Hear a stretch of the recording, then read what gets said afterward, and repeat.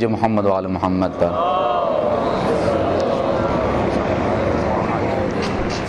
لا حول ولا قوة الا باللہ العلی العظیم اعوذ باللہ من الشیطان الرجیم بسم اللہ الرحمن الرحیم الحمد للہ رب العالمین بارئ الخلائق اجمعین الحمد للہ الذی یؤمن الخائفین وینجی الصالحین یدعو المستکبرین ویرفع المستضعفین ویہلک ملوکا ویستخلف آخرین قاسم الجبارین ومدرک الہاربین والصلاة والسلام على اشرف الانبیاء والمرسلین رحمة للعالمین شفیع المذنبین سیدنا ومولانا ابی القاسم محمد اللہم صلی اللہ وعلى أهل بيته الطيبين الطاهرين المعصومين الذين أذهب الله عنهم الرجس وطهرهم تطهيرا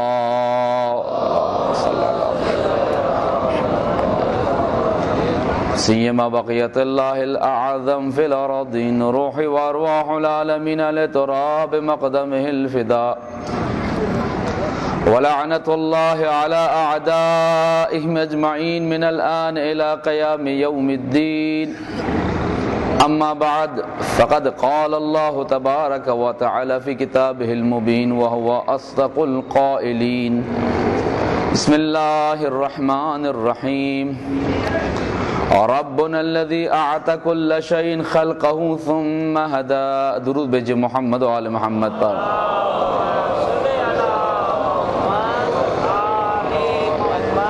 محترم عزاداران امام حسین علیہ السلام محفل حسینی کے اس تاریخی اور قدیمی عشرہ محرم الحرام کی 8ویں مجلس اور سورہ طٰہٰ کی آیت نمبر 50 اس کے ذیل میں ہمارا موضوع نظام کائنات میں ہدایت اور مظہر ہدایت ہے، اور ہم مسلسل قرآن کریم جو خداوند عالم کی آخری جامع مکمل کتاب ہے کہ جس کے بعد کوئی کتاب نازل نہیں ہوگی، اپنے موضوع پر مختلف آیات آپ کی سماعت کی نظر کر رہے ہیں، اور اس کے ساتھ ساتھ جیسے کہ ہماری روش ہے کہ عالم اسلام کی معتبر کتب سے تفاسیر سے ہم اپنے بیانات پر شواہد اور دلائل آپ کے سامنے پیش کریں، اور گفتگو ہماری یہاں تک پہنچی کہ خداوند عالم نے اس نظام کائنات میں ایک سلسلہ ہدایت رکھا ہے۔ اگر یہ ہدایت نہ ہو، اگر یہ ہادی نہ ہو، اگر یہ رہنما نہ آئے، اگر یہ گائیڈنس کا انتظام پراپر انتظام نہ کیا جائے، اگر یہ تسلسل کے ساتھ انبیاء نہ آئیں اور ان انبیاء کے ساتھ خداوند عالم کا آئین جو مختلف کتابوں کی صورت میں، صحیفوں کی صورت میں، صحیفہ ابراہیم اور صحیفہ حضرت موسیٰ یا صحائف کی صورت میں اگر نہ آتا تو پھر انسانیت خداوند عالم سے کہہ سکتی تھی کہ خدا تو نے اپنے انبیاء کو نہیں بھیجا۔ اور اس کی ایک چھوٹی سی مثال میں آپ کی سماعت کی نظر کر چکا ہوں کہ اگر مثال کے طور پر میں آپ کو کہوں کہ جناب آپ سب کو میری طرف سے ایک نظر کا انتظام ہے، آپ سب تشریف لائیے گا، اور 4 کلر کارڈ چھپوا کر آپ کو پرنٹ کر کے دے دوں بہت خوبصورت سا، جس میں بیل بوٹے بھی لگے ہوں، خوشبو بھی آ رہی ہو، توجہ فرمائیے گا، اور 4 کلر میں وہ پرنٹ ہوا ہوا ہو، مینیو بھی لکھا ہو، جناب آپ کو یہ بھی ملے گا، آپ تشریف لائیں گے دروازے پہ تو آپ کو جام پیش کیا جائے گا، پھر آپ دہلیز پہ قدم رکھیں گے تو خدام جو ہیں وہ آپ کو ہوا جھل رہے ہوں گے، آپ کو اے سی والے کمرے میں بٹھایا جائے گا، اس کے بعد یہ غذا لائی جائے گی، وہ غذا لائی جائے گی، یہ سویٹ ڈش وہ سویٹ ڈش، مختلف قسم کی انواع و اقسام کے کھانوں کی فہرست آپ کو دے دوں اور کارڈ بھی آپ کے دروازے پہ آ جائے، توجہ فرمائیے گا۔ لیکن اگر اس میں ایڈریس نہ لکھوں، پتہ نہ لکھوں، رہنمائی نہ کروں، توجہ فرمائیے گا، تو پھر ایسے کارڈ کا جو 4 کلر میں پرنٹ ہوا ہو، جس سے خوشبو بھی آ رہی ہو، جس میں تمام انواع و اقسام کے کھانوں کا تذکرہ ہو، آپ کہیں گے یہ تو کل عدم ہے، یعنی گویا ہے ہی نہیں، آپ نے تو ایڈریس ہی نہیں لکھا مولانا، آپ تو ہمیں بلانا ہی نہیں چاہتے تھے۔ ایک ہمارے دوست ہیں وہ حضراہ تفنن یہ کہتے تھے، بھائی مولوی جو چیز دے فوراً لے لو، اس لیے کہ مولوی دیتے کہ ہمیں لیتے زیادہ ہیں۔ درود بھیجے محمد وآل محمد پر۔ اب میں نے یہ مینیو بھی بتا دیا، آپ کے منہ میں پانی بھی آ گیا، لیکن اگر رہنمائی نہ ہو، ایڈریس نہ ہو، پتہ نہ ہو، عنوان نہ ہو، تو آپ کہیں گے مولانا یہ تو کوئی سچی بات نہیں ہے، آپ نے اتنا مینیو لکھا، سب کچھ لکھا، رہنمائی نہیں کی۔ بس خداوند عالم اگر یہ زمین و آسمان اور کائنات کا نظام بنا چکا، انسانوں کی ہدایت کے لیے جنت بنا چکا اور انسان کو اس دنیا میں بھیج دیا، اگر یہ انبیاء نہ تھے یا اولیاء نہ تھے یا اوصیاء نہ تھے یا ائمہ تحریر نہ تھے، یہ کتابیں نازل نہ ہوتی تو خدا کا نظام، خدا کی ہدایت ہم تک نہیں پہنچ سکتی تھی۔ درود بھیجے محمد وآل محمد پر۔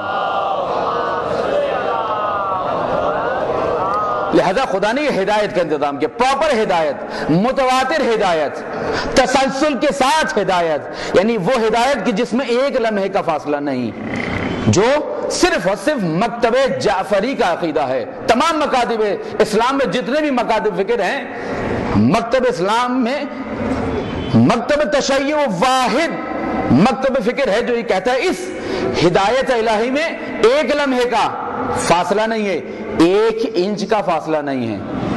توجہ فرما، جو ورلڈ گیمز ہوتے ہیں، ورلڈ ریکارڈ ہوتے ہیں، اس میں آپ دیکھتے ہیں کہ سیکنڈ کے بھی 1000 سیکنڈ ہوتے ہیں، سوئمنگ کے مقابلے ہوتے ہیں، ریس کے مقابلے ہوتے ہیں، یعنی 1 سیکنڈ کو بھی 1000 حصے میں تقسیم کر کے کہتے ہیں 1 سیکنڈ کے اتنے سب سیکنڈز میں یہ اول آ گئے، تو وہ سب سیکنڈز جو ہوتے ہیں اتنا فاصلہ نہیں ہے۔ توجہ فرمائیے، یہ صرف مکتب جعفری کا اعجاز۔ درود بھیجے محمد وآل محمد پر۔ اب خداوند عالم نے ہدایت تکوینی اور تشریح کے ذریعے سے انسانوں کی ہدایت کی، تکوینی یعنی اندر آپ کے سسٹم لگایا، آرام لگا دیا، جب بھی انسان کوئی غلط کام کرنا چاہے گا اندر سے آواز آ جائے گی، غلط جا رہے ہو، غلط دیکھ رہے ہو، غلط سن رہے ہو، یہ اللہ تعالیٰ نے بنا دیا ہے، لگا دیا، فٹ کر دیا۔ یہ ہے ہدایت تکوینی، یعنی اندر سے آپ کو چوکنا رکھا، ایک سسٹم رکھ دیا، اور باہر سے ہدایت تشریعی یعنی قانون، یعنی انبیاء۔ اب یہ جو انبیاء آئے، یہ ہادی آئے، یہ رہنما، ان کی صفات بیان کی۔ دیکھو ہر کسی کے سامنے، دیکھیں معاملہ اگر صرف اس دنیا تک کا ہوتا، توجہ فرمائیے گا، معاملہ اگر صرف اس دنیا تک کا ہوتا تو کوئی مسئلہ نہیں، ہر کسی پہ اعتماد کر لیتا ہے۔ مثال کے طور پر 2 دوست ہیں، ایک عرصے سے ساتھ ہیں اور ایک کاروبار میں شراکت کر کے پارٹنر بن کے شریک ہو جاتے ہیں، لیکن کچھ عرصے بعد کیا ہوتا ہے؟ اختلاف ہو جاتا ہے، غبن کر دیتا ہے، دھوکہ کر دیتا ہے، بعد میں پتہ چلتا ہے ارے جس کو شریف سمجھ رہے تھے وہی ہمارا آسین کا سانپ نکلا۔ ہوتا ہے یا نہیں ہوتا؟ ایسا سنتے رہتے ہیں۔ معاملہ اگر اسی دنیا تک کا ہوتا تو کوئی مسئلہ نہیں تھا، لیکن خدا کہہ رہے معاملہ اس دنیا کا نہیں ہے، معاملہ تمہارے کمال کا ہے۔ توجہ فرمائیے گا، کمال کی تعریف میں کر چکا ہوں، کائنات کی اعلیٰ ترین شے کو، وہ کیا ہے اعلیٰ ترین شے؟ اعلیٰ ترین مقصد کیا ہے؟ قرب خداوند عز و جل، اس سے بڑھ کر کوئی اور کمال نہیں ہے انسان کے لیے۔ وہ کمال کی ایک اور بھی مثال میں دے چکا ہوں، ہر چیز کا ایک کمال ہوتا ہے۔ مثال کے طور پر یہ مائک ہے، اس کا کمال کیا ہے؟ اس کا کمال یہ ہے کہ اس کے سامنے اس کو ہاتھ میں لے کر اس کو اسٹینڈ پہ لگا کے بولا جائے، لیکن اگر جو ہے میں مثال کے طور پر یہ کوئی نوجوان اس کو لے اور وہ جو ایکسرسائز میں رسی کودتے ہیں اس سے کودنے لگے، تو یہ اس کا کمال ہی کہ اس کو یہاں فٹ کر کے بولا جائے۔ یہ پنکھا مثال کے طور پر جو چھتوں میں لگا ہوتا ہے، اس کا کمال کیا ہے؟ بجلی سے چلے، لیکن اگر کوئی ہاتھ سے اس کو اتار کے ہاتھ سے گھمانے لگے، ماشاءاللہ سے ذہنوں میں گفتگو ہے۔ درود بھیجے محمد وآل محمد پر۔ تو یہ کمال نہیں ہے۔ خداوند عالم نے کمال سوچنے کا مرحلہ بھی ہم سے لے لیا، کہا تم نہیں سوچو، ہم مقرر کریں گے۔ ہم مقرر کریں گے کمال، کائنات کی اعلیٰ ترین مقصد کو اعلیٰ ترین روش سے، اعلیٰ ترین راستے سے، اعلیٰ ترین وسائل کے ساتھ کم ترین وقت میں حاصل کرنے کا نام کمال ہے۔ اب یہ نماز جو آپ پڑھتے ہیں، تلاوت جو کرتے ہیں، نماز کیا ہے؟ نماز پڑھتا ہوں واجب قربتاً اللہ، اللہ کی قربت کے حصول کے لیے، یعنی کائنات کا، دنیا کا سب سے بڑا کمال آپ حاصل کرنا چاہتے ہیں، مختصر وقت میں بہترین جملوں کے ساتھ، بہترین روش کے ساتھ، بہترین وسائل کے ساتھ انسان قرب خدا حاصل کر لیتا ہے۔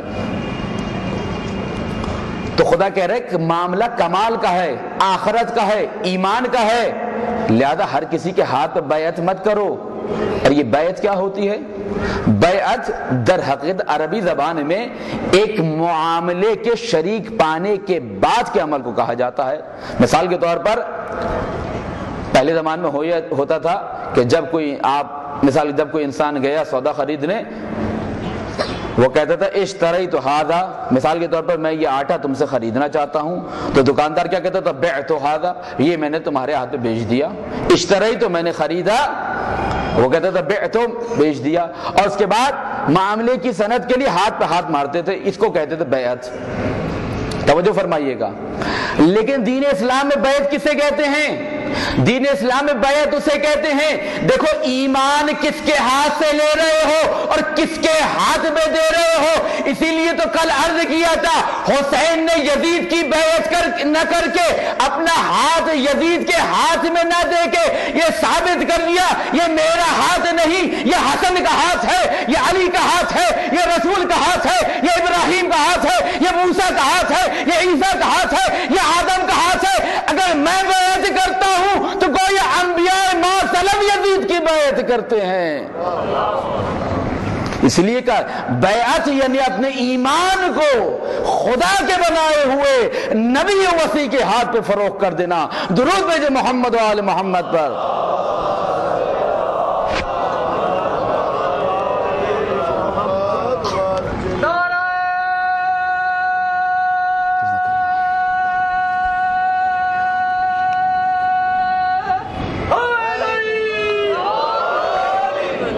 کس سے ہاتھ سے تعلیم لے رہے ہو، ہدایت لے رہے ہو؟ ساری دنیا کا، ساری زندگی کا، عالم آخرت تک کا معاملہ ہے، گھڑی دو گھڑی کا ساتھ نہیں ہے ہادی کا، رہنما کا۔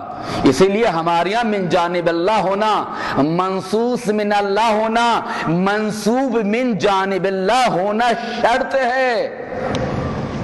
ایک ہمارے اہل سنت دوست تھے، وہ کہتے تھے بھائی مجھے آپ کے یہاں ایک چیز بہت اچھی لگتی ہے، ان کی عقل کے مطابق ان کو یہ چیز اچھی لگی، کہنے لگے آپ ہر کسی کے پیچھے کھڑے ہو کے نماز نہیں پڑھتے۔ توجہ فرمائیے گا، غور کیجیے۔ کہنے لگے آپ لوگوں کے یہاں ایک بہت اچھی چیز یہ ہے کہ آپ ہر کسی کے پیچھے کھڑے ہو کے نماز نہیں پڑھتے۔ چار آدمی جا رہے ہیں، ایک کو کھڑا کر تو بھی کھڑا ہو جا، نہیں، بلکہ ہماری عدالت شرط ہے امام کے لیے، عدالت شرط ہے۔ یعنی خدا یہ کہہ رہا ہے کہ دیکھو میری بارگاہ میں آ رہے ہو نماز پڑھ کے، تو پہلے اپنے درمیان ایک عادل شخص کو ڈھونڈو تاکہ تمہیں عادت ہو جائے ایک امام کے پیچھے، ایک انسان کے پیچھے جو ظاہری طور پر عادل ہے، گناہوں سے پرہیز کرتا ہے۔ جب اس کی عدالت کے پیچھے اٹھنا بیٹھنا سیکھ جاؤ گے تو اپنی 12ویں حجت کو بھیج کر تمہاری عقلوں کو بالغ کر دوں گا۔ ایک عادل امام کے پیچھے عدالت شرط ہے ہمارے یہاں، پیش نماز کے لیے، امام جماعت کے لیے شرط ہے، فقیہ کے لیے شرط ہے، مجتہد جامع شرائط کے لیے شرط ہے، عدالت عادل ہونا چاہیے۔ تو عدالت مکتب جعفری کا امتیاز ہے۔ درود بھیجے محمد وآل محمد پر۔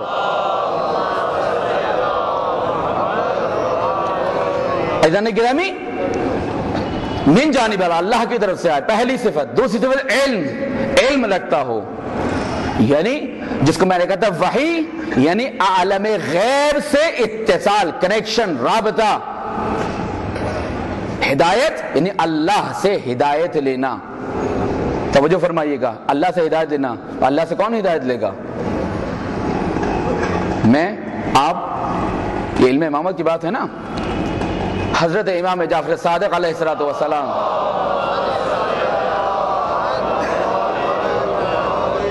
میں درود بھیجتا ہوا حضرت امام زمانہ کا نام لوں گا. آپ حضرت درخواست ایک دفعہ کھڑے ہو کر امام کے احترام میں آگے تشریف لیں. درود بھیجے محمد و آل محمد بنام قائم آل محمد. آگے تشریف لیں. درود بھیجے محمد و آل محمد مل کر.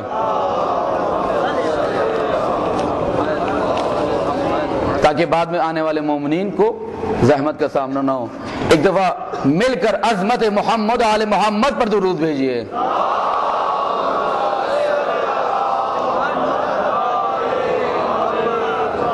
یہ تو آپ کی بزرگی بڑائی. ہم جیسے ادنا حقیر طالب علموں کی آواز پر لبیک کہتے ہوئے آپ آگے آ جاتے ہیں، ورنہ ہم اپنے آپ کو اس سے چھوٹا سمجھتے ہیں، حقیر سمجھتے ہیں کہ آپ کو کوئی حکم دے سکیں. درود بھیجے محمد و آل محمد پر. ویسے بھی آپ نے 1.5 گھنٹہ بیٹھنا ہوتا، تھوڑی سی ایکسرسائز بھی ہو جاتی تاکہ پاؤں سننا ہو. عزیزان گرامی، میرے چھٹے امام کا زمانہ ہے. مکتب جعفری کے مؤسس، بنیاد گزار، فاؤنڈر، بانی کون ہے؟ امام جعفر صادق علیہ السلام. ایک شخص تھا امام، علم امام.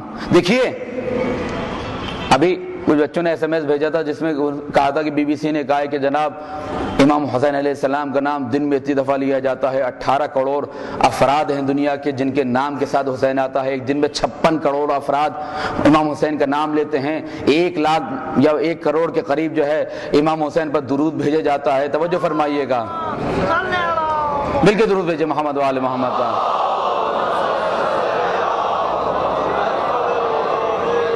حج سے بڑا اجتماع امام حسین کے چہلوں پر 80 لاکھ زائرین کا ہوتا ہے. خوب یہ تو آپ کی رپورٹ ہے جناب. اگر آپ ہمارا کہنا مان لیتے تو آپ کچھ اور کہہ رہے ہوتے. اس لیے کہ آپ تو یہ کہہ رہے ہیں 56 کروڑ دفعہ بولا جاتا ہے، 18 کروڑ مثال کے طور پر نام لیے جاتے ہیں، 1 کروڑ مثال کے ہر لمحے جو ہے وہ درود بھیجا جاتا ہے، 80 کروڑ افراد. لیکن ہمارے اہل بیت تو یہ کہتے ہیں دن و رات میں کوئی لمحہ ایسا نہیں آتا کربلا میں کہ جب آسمان سے کوئی فرشتہ آتا نہ ہو اور یہاں سے طواف کر کے اوپر نہ جاتا ہو. یہ ہے علم امام کہ جو بتاتا ہے. یہ دیکھیے ہوتا یہ ہے کہ جو بھی عالی ہوتا ہے، اعلیٰ درجے پر ہوتا ہے، وہ نیچے آ کر کبھی جھکنے کی کوشش نہیں کرتا.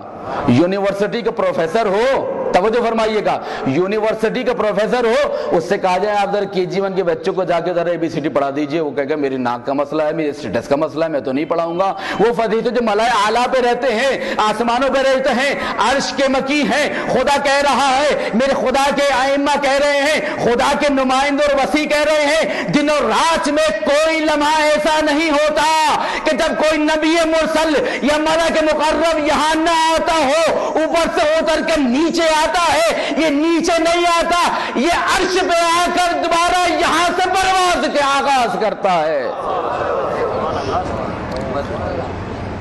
تو علم امام یہ بتا رہا ہے کہ کوئی لمحہ ایسا نہیں آتا کہ جب کوئی ملک مقرب یا نبی مرسل آتا نہ ہو، حسین کے قبر کا طواف نہ کرتا ہو، اس کی زیارت نہ کرتا. درود بھیجے عظمت امام حسین علیہ السلام. چھٹے امام کا زمانہ ہے. ایک شخص آیا امام کا، صحابی امام کے پاس. مولا ایک شخص ہے، اسے علم غیب ہے. اچھا کیا کرتا ہے وہ؟ مولا وہ بہت ساری غیب کی باتوں کا پتہ بتا دیتا ہے. دیکھیے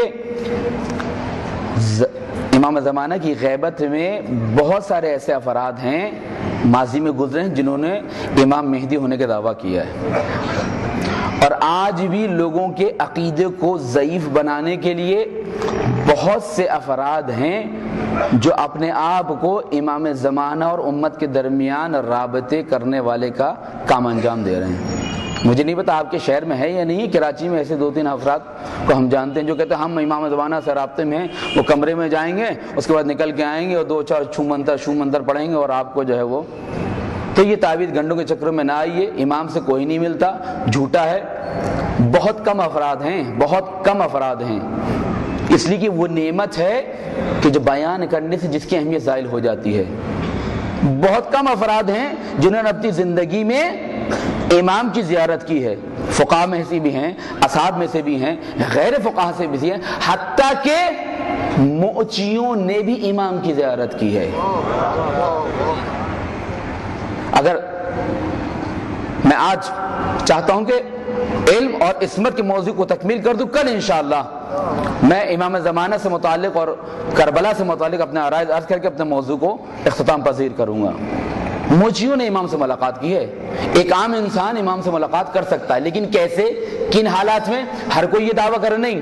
جس طرح کہ ان شخصیات نے یہ کہا ہے جنہوں نے کبھی اپنی زندگی میں جھوٹ نہیں بولا، جنہوں نے اپنی زندگی میں کوئی مکروہ کام انجام ہے، حرام تو کجا، مکروہ۔ کون؟ حضرت آیت اللہ العظمہ مرحوم مراشی نجفی رحمت اللہ علیہ۔ جو آپ آنسو بہاتے ہیں نا، دیکھیں فقہا نے بتایا ہمیں در اہل بیت، علماء مجتہدین نے بتایا، 70 سال جس جانماز پر نماز شب پڑھی، کہا کہ اس جانماز کو میرے ساتھ قبر میں دفن کرنا۔ میرے استاد حضرت آیت اللہ شیخ محسن قرائتی کہتے تھے ہم نے بچوں کے لیے اصول دین کی کلاسز کا آغاز کیا تو چھوٹا سا وائٹ بورڈ یا آپ کو کہیں لکڑی کا تختہ، اس پہ میں چاک سے جا کے لکھتا تھا، تو کہنے کہ میں نے وصیت کی ہے کہ وائٹ بورڈ میرے ساتھ دفن کیا جائے تاکہ میری نجات کا سامان ہو سکے۔ حضرت آیت اللہ مراشی نجفی رحمت اللہ علیہ فرماتے ہیں کہ یہ رومال، ان کے پاس ایک رومال تھا جن میں وہ امام حسین علیہ السلام کی گریے کے آنسو جمع کرتے تھے۔ یہ گریہ کوئی معمولی چیز نہیں ہے عزیزان گرامی، یہ ہے فقہا علماء مجتہدین کا کردار۔ کہا کہ یہ رومال میرے ساتھ رکھنا۔ اور امام خمینی کی سیرت میں آپ نے دیکھا ہوگا، امام خمینی جب بھی مصائب پہ گریہ کرتے تھے تو امام خمینی رحمت اللہ علیہ کے پاس 2 رومال ہوتے تھے، ایک وہ جس سے آپ بینی صاف فرماتے تھے، دوسرا وہ جس سے آپ صرف اور صرف آنسو پوچھتے تھے امام حسین کے غم میں۔ عزیزان گرامی دیکھیں، یہ ہے علماء۔ درود بھیجے محمد و آل محمد پر۔ اور بات آ گئی تو عرض کرتا چلوں، دیکھیں حقوق العباد تو میں نے شیخ عباس قمی کا واقعہ نقل کیا تھا کہ کتاب گر گئی تھی، کتاب کا کونا مڑ گیا تو کہا بیٹا جا کے بتانا چاہیے تھا۔ امام خمینی کی دیکھیں علماء فقہا کی سیرت دیکھیں، ان کو کہتے ہیں العلماء ورثۃ الانبیاء، یہ ہیں علماء جو انبیاء کے وارث ہیں۔ جب درس کے لیے جاتے تھے تو دروازے پہ بہت سارے جوتے رکھے ہوتے طالب علموں کے، ہمارے یہاں کیا ہوتا ہے کہ ہم انہی جوتوں پہ پیر رکھ کے چلے جاتے ہیں، لیکن امام خمینی کبھی دوسروں کے جوتوں پر پیر نہیں رکھتے تھے، رسہ بنا کر پیر سے احترام سے، یہ نہیں کہ دوسرے کا جوتا پھینک دیا، آرام سے رسہ بنا کر جوتے وہیں اتار کر ننگے پیر جاتے تھے۔ کیوں؟ کہتے تھے یہ دوسرے کے مال میں اس کی اجازت کے بغیر تصرف کرنا ہے۔ جو اپنی انفرادی زندگی میں عدالت کا اتنا احترام کرتا ہو، اسی کو تو نائب امام کہتے ہیں، کہ جو جوتوں پر پیر نہ رکھے۔ یہ ہیں حقوق العباد، یہ علماء نے بتایا۔ سگریٹ کی مثال یا مثال کے طور پر گاڑی کی ٹیوننگ کی مثال میں آپ کی سماعت کی نظر کر دیتے کہ اسلام کتنا حقوق العباد کو اہمیت دیتا ہے۔ درود بھیجے محمد و آل محمد پر۔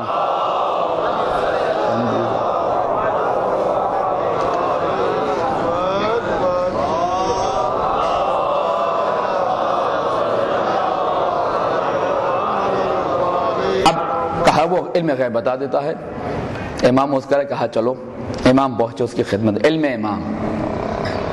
امام کیا ہے؟ امام پہنچے اس کی خدمت میں، امام نے مٹھی بند کی اور کہا بتاؤ میرے ہاتھ میں کیا ہے؟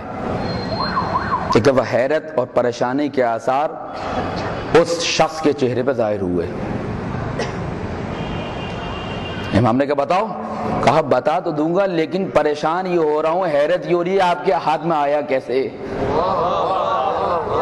توجہ فرمائیے، یہ آپ کے ہاتھ میں آیا کیسے؟ اب جو امام کے ساتھ تھے وہ بھی پریشان کہ اگر اس نے بتا دیا نعوذ باللہ ایسا نہ ہو کہ امام کا علم کم ہو جائے، یہ زیادہ ہو جائے۔ تو کہا کہ میں حیرت اس وجہ سے کر رہا ہوں جو چیز آپ کے ہاتھ میں بند ہے وہ آپ کے ہاتھ میں آئی کیسے؟ کہا اچھا بتاؤ کیا ہے؟ کہا کہ دنیا کے فلاں ملک کے فلاں جزیرے پر فلاں پرندے نے 2 انڈے دیے تھے، ان 2 انڈوں میں سے ایک انڈا آپ کی مٹھی میں ہے۔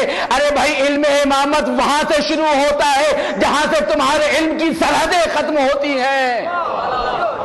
مل کے درود بھیجے عظمت محمد و آل محمد پر۔ تمہارا تو علم یہ تھا کہ ان کی تعداد گن کر ملک کا نام بتا دو، میرا امام اس علم کی منزل پہ فائد ہے کہ اسے چاہے تو اپنے ہاتھ میں لے آئے. یہ ہے علم امام. وَمَا يَعْلَمُ تَأْوِيلَهُ إِلَّا اللَّهُ وَالرَّاسِخُونَ فِي الْعِلْمِ. آج میں 2 کتابیں لایا ہوں اپنے ساتھ، اور میں کبھی یہ شرم محسوس نہیں کرتا ممبر پہ بیٹھ کے کتاب کھول کر کوئی حوالہ آپ کی سماعت کی نظر کروں. اکثر لوگ کہتے ہیں کہ یہ ممبر کی شان کے خلاف ہے کہ کوئی بات مثال کے طور پر یہاں کتاب سے پڑھی جائے. میں کبھی محسوس نہیں کرتا. حوالہ دینا ضروری سمجھتا ہوں، کتاب لایا ہوں تاکہ آپ کو بھی پتہ ہو کہ جو ممبر پہ بیٹھتے ہیں وہ ذمہ داری سے بات عرض کرتے ہیں. ایسے نہیں کرتے، ہم ایسے ہی تیاری کر کے نہیں آ جاتے کہ جناب آج مجلس پڑھنی ہے، بس جلدی جلدی نکات لکھو. مطالعہ ہوتا ہے، تیاری کرتے ہیں، مختلف چیزیں دیکھتے ہیں، انٹرنیٹ سے رجوع کرتے ہیں، کتابیں ہیں، مختلف چیزیں ہیں، تاکہ یہ ایک ایک گھنٹہ جو آپ مجھے دے رہے ہیں روز قیامت مجھے اس کا جواب دینا پڑے. ایک شخص مجھے 1 گھنٹہ دے گا، اور یہ اتنے سارے مومنین جو یہاں جمع ہیں، اگر 500 افراد ہیں تو 500 گھنٹے آپ مجھے دے رہے ہیں. میں آپ کو کیا دے رہا ہوں؟ یہ سوال کیا جائے گا مجھ سے. اس لیے میں نے کہا میں کسی خوشی کی ناراضگی کو مد نظر نہیں رکھتا ہوں. یہ جو میں نے کہا تھا کوئی نوجوان داڑھی رکھ لیتا ہے، کوئی آپ سے کہے بیٹا یہ کیوں داڑھی رکھ لی، آپ کہے کہ آپ ماشاءاللہ بہت اچھے، آپ کا حکم سر آنکھوں پر، لیکن میں اپنے امام کا موتی ہوں، مجھے اپنے امام کی پسند اور ناپسند کا خیال ہے. وہ داڑھی رکھ کر یہ کہے میں اپنے امام کو خوش کرنا چاہتا ہوں. والد ناراض ہوتے کوئی مسئلہ نہیں، بابا آپ ناراض ہوتے رہیے کوئی مسئلہ نہیں، امام کا حکم ہے، یہاں پر آپ کی پیروی نہیں کر سکتا. بیٹی پردہ کرے، ماں ناراض ہو مثال کے طور پر، کہے والد گرامی محترمہ آپ ناراض ہوتی کوئی بات نہیں، مجھے اچھا نہیں لگتا، لیکن میں اللہ کو ناراض کر کے آپ کی خوشی حاصل نہیں کر سکتی. درود بھیجے محمد و آل محمد پر.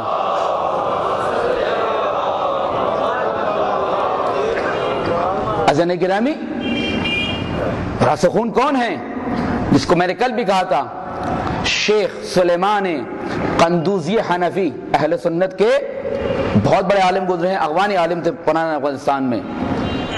انہوں نے اپنی کتاب ینابیع المودہ یعنی مودت کے سرچشمے، ینابیع المودہ فی فضائل آل الخمسہ یا فی فضائل اصحاب الخمسہ، یہ کتاب لکھی انہوں نے کہ جس میں پنجتن کے فضائل کو اہل سنت روایات سے نقل کیا ہے انہوں نے. اس لیے میں نے کہا اہل سنت کا بہت احترام ہے، بہت احترام ہے اہل سنت کے ہاں اہل بیت علیہ السلام کا. 3 روایتیں انہوں نے نقل کی ہیں. میں باقی روایت آپ کے سماعت کی نظر نہیں کر رہا ہوں. 3 روایتیں. پہلی روایت امام محمد باقر علیہ السلام سے،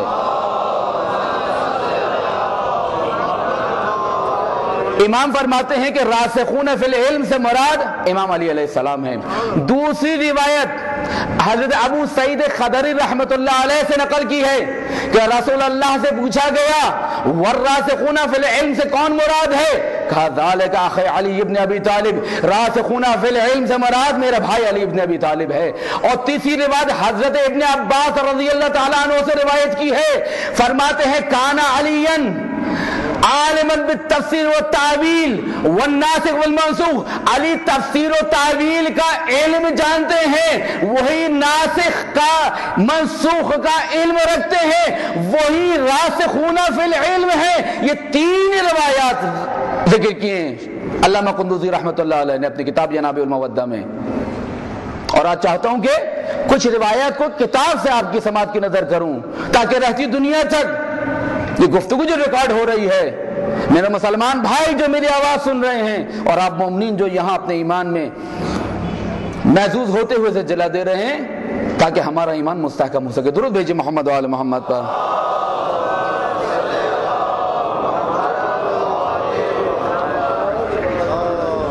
درود بھیجیے محمد و آل محمد پر.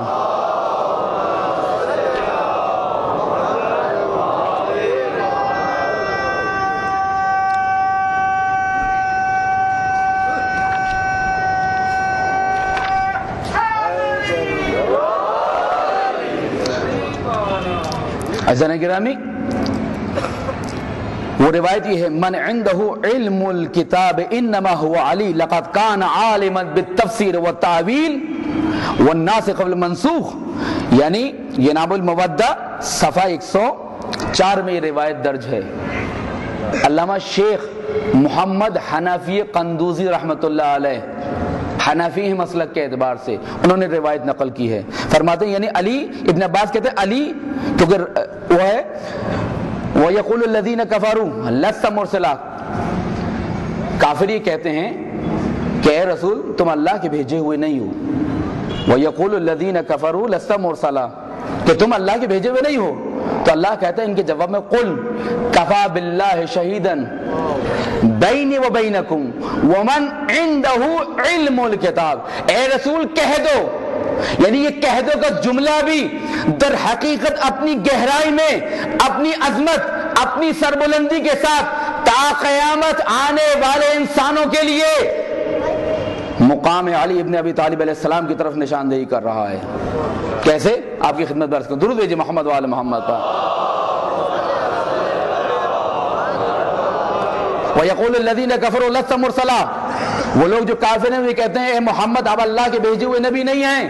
قل کہہ دو، اپنی طرف سے نہیں کہو، ہم تمہیں حکم دے رہے ہیں، کہہ دو قل کفا باللہ شہیدن بینی و بینکم، میرے اور تمہارے درمیان شہادت دینے کے لیے کہ میں نبی ہوں، میں خدا کا بھیجا ہوا نمائندہ ہوں، میں خدا کا بھیجا ہوا رسول ہوں، میں خاتم النبیین ہوں، میں رحمت للعالمین ہوں، میری شہادت دینے کے لیے یہ اللہ کافی ہے، یا جس کے پاس علم الکتاب ہے، جس کے پاس پوری کتاب کا علم ہے۔ عزیزان گرامی یہی وجہ ہے کہ ایک اور روایت آپ کی سماعت کی نظر کرنا چاہتا ہوں، اس کو بھی یہ ہے مقام علی ابن ابی طالب۔ ایک عالم سے پوچھا گیا یہ بتائیے کہ معراج کسے کہتے ہیں؟ کہا کہ میم اور عین کے راج کو معراج کہتے ہیں۔ کہا کہ اس کو ذرا کھولیے، کہا کہ محمد اور علی کی راج کو معراج کہتے ہیں۔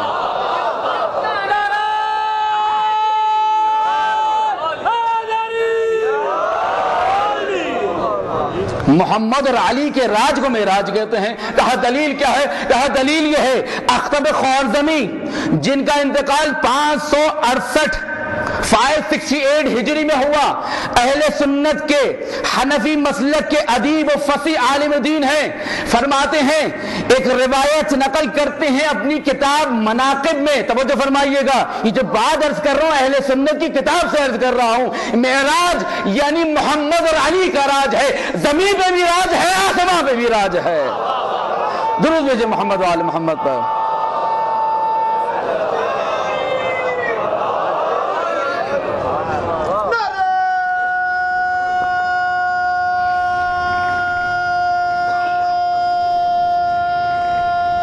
جزاک اللہ۔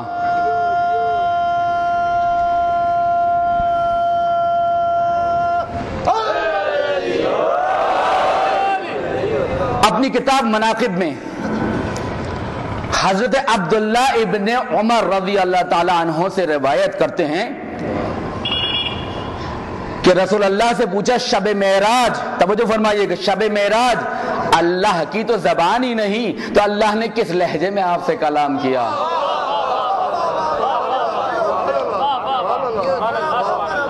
یہ ہے مقام اہل بیت نزد اہل سنت۔ اس لیے میں نے کہا آپ کی مجالس کا انداز ہی ہونا چاہیے، آپ بلائیں، جذب کریں۔ فرشہ سے پہلانا آپ کا کام، دلوں کو پلٹانا اس کا کام ہے۔ انداز انداز انداز دیکھیں کیا کہہ رہے ہیں، کس طرح کہہ رہے ہیں، کس طرح بلا رہے ہیں۔ فرماتے ہیں میں عربی پیش کروں اس کے بعد آپ کے سامنے ترجمہ پیش کروں گا، اس لیے کہ عربی زبان میں خود جو کتاب لایا ہوں، کتاب کو اٹھا کر روایت کو پڑھنے کا عبادت کا مزہ ہی کچھ اور ہے۔ امام رسول اللہ کے الفاظ ہیں نا، ٹھیک ہے کہ اہل سنت کی کتابوں سے ہیں، رسول اللہ کے الفاظ ہیں، زبان عصمت سے، زبان رسالت سے یہ جملے ادا ہوئے ہیں، پڑھنے کا الگ ثواب ہے۔ اسی لیے میں نے کہا تھا قید العلم بالکتابہ، علم کو لکھ کے قید کرو، ہمارا ائمہ معصومین کا درس ہے یہ۔ فرماتے خاطبنی بلغت علی ابن ابی طالب فالہمنی ان قلت یا رب خاطبتنی ام علی، اللہ تعالیٰ نے علی کے لہجے میں مجھ سے کلام کیا تو میں نے اللہ سے کہا یا رب خاطبتنی انت ام علی، یا اے خدا تو بول رہا ہے یا علی بول رہا ہے؟ اور فرماتے ہیں اللہ نے فرمایا فقال یا احمد انا شیء لیس کالاشیاء، اے محمد میں کوئی شے نہیں ہوں کہ مادی چیزوں سے مجھے نسبت دے سکو، لا اقاس بالناس مجھے قیاس نہیں کیا جا سکتا انسانوں سے، ولا انسو بالشبہات خلقتک من نوری وخلقت علی من نورک، اے حبیب ہم نے تمہیں اپنے نور سے خلق کیا اور علی کو تمہارے نور سے خلق کیا۔ روایت ختم نہیں ہوئی فاطلعت علی سرائر قلبک فلم اجد فی قلبک احب الیک من علی بن ابی طالب خاطبتک بلسان کیما تطمئن قلبک، اے محمد، اے حبیب، اے سفر معراج میں ہمارے مہمان، آج ہم نے تمہارے دل میں سب سے بڑی محبت اپنے بعد جو دیکھی ہے وہ علی مرتضیٰ کی دیکھی ہے، لہذا تمہیں خوش کرنے کے لیے علی کے لہجے میں کلام کیا ہے۔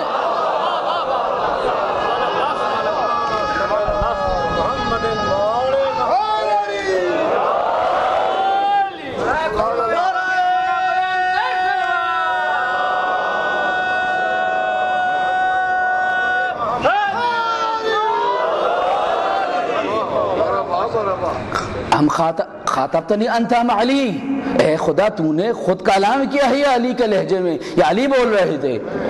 کہا کہ میں آدمیوں سے نہیں پہچانا جاتا، مجھے چیزوں سے مت ملاؤ، میں نے تمہیں اپنے نور سے خلق کیا اور تمہارے نور سے علی کو خلق کیا، تو میں نے تمہارے دل میں جب تم شب معراج، جب انسان کسی کو مہمان بلاتا ہے تو بہتر سے بہتر چیز عطا کرتا ہے کہ اپنا سب کچھ اس کی بارگاہ میں دے دے کہ مہمان خوش ہو جائے، اس کا دل راضی ہو جائے، مہمان نوازی میں کوئی کسر نہ رہ جائے۔ خدا یہی تو کہہ رہا ہے کہ تمہارے دل میں علی کی محبت سے بڑھ کر کسی کی محبت کو نہیں پایا، تو میں نے علی کے لہجے میں تم سے کلام کیا، کئی تطمئن قلبک، تاکہ محمد تمہارا دل ایمان، تمہارا دل اطمینان پا جائے۔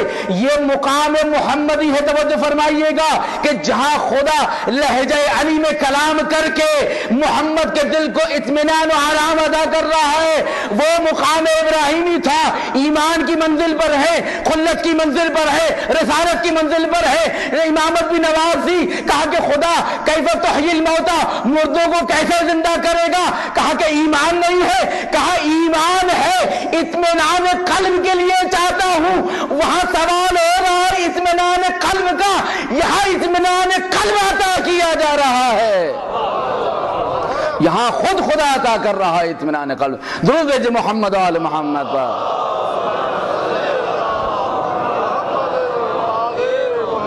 ایسا نہیں گرامی، اسی لیے میں نے کہا معراج محمد علی کا راج ہے۔ لیکن یہاں پر ہمارے بہت سے لوگ غلو کر جاتے ہیں کہ مولا کائنات پہلے سے موجود تھے، نہیں۔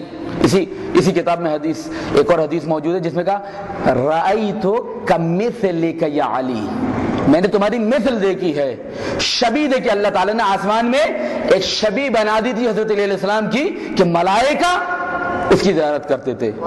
ہمارے بہت سے لوگ غلو کرتے کہ جناب مولا علی جو ہیں وہ پہلے ہی پہنچ گئے اوپر، رسول اللہ سے پہلے بڑھا دیتے، نعوذ باللہ نعوذ باللہ۔ نہیں، ایسی بات نہیں ہے، یہ غلو کرتے ہیں، اور غلو کرنے والوں کو امام نے کہا یہ دشمن ہیں دین کے، ملعون ہیں، ملعون کہا ہے امام نے۔ کس نے؟ امام جعفر صادق علیہ السلام نے۔ حضرت گرامی، والراسخون فی العلم سے مراد کون ہے؟ یہ اہل بیت ہیں۔ درود بھیجئے محمد و آل محمد پر۔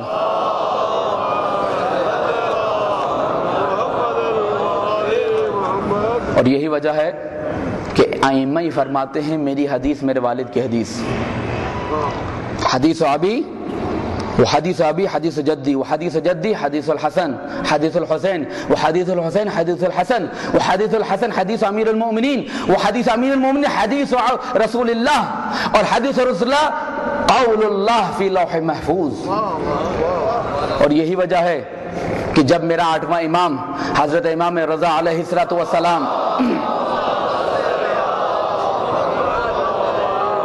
نیشا پور سے سواری گزر رہی میرے امام کی، امام سے فرمایا کچھ خطاب کیجئے، ہزاروں تشنگان علم، تشنگان معرفت، تشنگان علوم آل محمد، امام کوئی حدیث فرمائیے۔ امام نے محفل سے پردہ اٹھایا، سر کو باہر نکالا، فرمایا قال لا الہ الا اللہ حصنی فمن دخل حصنی امن من عذابی، یعنی جو لا الہ الا اللہ خدا کہتا ہے، لا الہ الا اللہ میرا قلعہ ہے، اور جو اس قلعے میں داخل ہو جائے وہ امان پا جائے گا۔ لیکن اس سے پہلے امام فرماتے ہیں میں نے اپنے بابا امام موسیٰ کاظم سے سنا، امام موسیٰ کاظم نے اپنے والد امام جعفر صادق سے سنا، امام جعفر صادق امام جعفر صادق نے امام محمد باقر سے نقل کیا، امام محمد باقر نے اپنے والد محترم امام زین العابدین سے سنا ہے، امام زین العابدین نے امام حسین سے نقل کیا ہے، امام حسین علیہ السلام نے امام حسن اپنے برادر بزرگوار سے نقل کیا ہے، انہوں نے حضرت علی علیہ السلام سے سنا، انہوں نے رسول اللہ سے سنا، رسول اللہ کے پاس جبرائیل لے کر ہی آئے تھے، اور رسول اللہ کے پاس جبرائیل لے کے آئے تھے، وہ لوح محفوظ میں خداوند عالم کا قول تھا کہ من قال لا الہ الا اللہ، یہ جو بھی یہ کہہ دے لا الہ الا اللہ وہ میرے قلعے میں آ جائے۔ ادھر وہ پردہ گر گیا، سواری آگے بڑھی، پھر امام سے کہا امام کچھ اور ارشاد فرمائیے۔ امام نے پردہ اٹھائے محفل کا، کہا بے شرط ہا و شروط ہا، لا الہ الا اللہ کہہ دینا کافی نہیں ہے، اس کی شرائط ہیں، وانا من شروط ہا، اور امامت در حقیقت در خدا تک پہنچنے کا دروازہ ہے، در امامت کو چھوڑ کر در خدا نہیں ملتا۔ یہی وجہ ہے کہ علماء اہل سنت نے لکھا ہے یہ جو راویوں کی چین نظر آ رہی ہے، میں نے اپنے امام سے، میں نے اپنے والد سے، انہوں نے اپنے والد سے، انہوں نے امام حسن سے، انہوں نے امام حسین سے، انہوں نے رسول اللہ سے، انہوں نے لوح محفوظ میں، انہوں نے جبرائیل میں، اس کو کہتے ہیں سلسلۃ الذہب، گولڈن چین، یعنی ایسا راوی، ایسی روایت کہ جس میں کوئی غیر معصوم شامل نہیں ہے، کہ اگر یہ نام دھو کر کسی مردے کو پلا دو وہ زندہ ہو جائے تو تعجب نہ کرنا۔ درود عظمت محمد آل محمد کا۔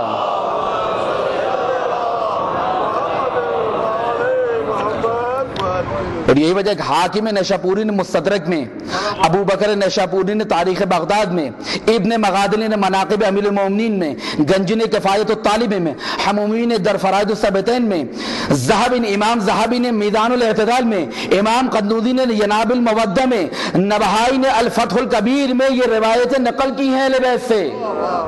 یہ اہل سنت کے بڑے بڑے امام ہیں، ائمہ ہیں، بڑے بڑے فقہاء ہیں جنہوں نے روایت عرض کی۔ درود بھیجے محمد وآل محمد پر۔